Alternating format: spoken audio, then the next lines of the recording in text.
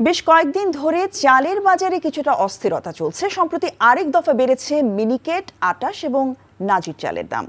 বাজারের সর্বশেষ পরিস্থিতি জানতে এখন যাচ্ছি রাজধানী মোহাম্মদপুরের টাউন হল বাজারে। সেখানে আছেন আমাদের স্টাফ করেসপন্ডেন্ট আরাফাত ইসলাম। আরাফাত, চাল সহ নিত্যপণ্যের দামের কি পরিস্থিতি দেখছেন আমাদেরকে জানাবেন।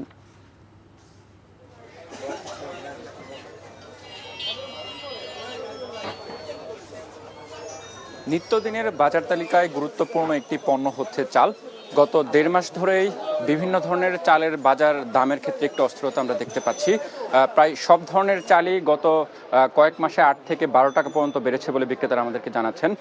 যদিও সম্প্রতি আমদানিকৃত চালের ক্ষেত্রে 1 থেকে 2 টাকা কমেছে, তবে এটি বাজার পরিস্থিতি অনুযায়ী খুবই নগণ্য বলে মনে করছেন বিক্রেতারা। এছাড়া দেশীয় যে সকল চাল রয়েছে প্রায় সব ধরনের চাল কিন্তু আগের মতোই বাড়তি দামে বিক্রি হচ্ছে। তবে সামনের দিনগুলোতে যদি বাজার পরিস্থিতি মনিটরিং করা হয় এবং চালের সরবরাহ যদি কিছুটা বাড়ানো যায় তাহলে দাম কিছুটা কমে আসতে পারে বলে জানাচ্ছেন বিক্রেতারা। সবচেয়ে যে কম দামি চাল যেটি মোটা চাল সেটিও কিন্তু 52 টাকা কেজিতে বিক্রি হচ্ছে বলে বিক্রেতারা আমাদেরকে জানাচ্ছেন। অপরদিকে যদি ভোজ্য তেলের কথা বলি তাহলে বিগত 1 মাস ধরে আমরা দেখতে পাচ্ছি আবারও তেলের যে সরবরাহ সয়াবিন তেলের সেটি কিন্তু বাজারে চলমান রয়েছে।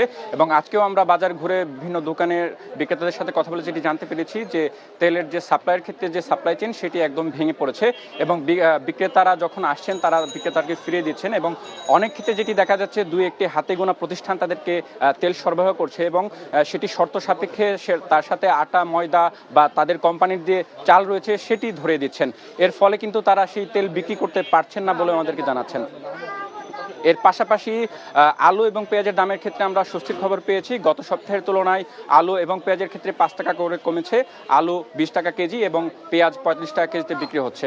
অপরদিকে ব্রয়লার মুরগির দাম কেজিতে 10 টাকা বেড়ে 200 টাকা কেজিতে বিক্রি হচ্ছে এবং সোনালী মুরগির দাম 20 টাকা কমে 300 টাকায় বিক্রি হয়েছে। এর পাশাপাশি সবজির দাম আগের চেয়ে আরও কমেছে বলে বিক্রেতারা আমাদেরকে জানাচ্ছেন এবং মাছের দাম এবং গরুর মাংস এবং খাসির মাংসের দাম অপরিবর্তিত রয়েছে। সব মিলে এই ছিল আমার কাছে ছুটির দিনের বাজার দরের সর্বশেষ আপডেট।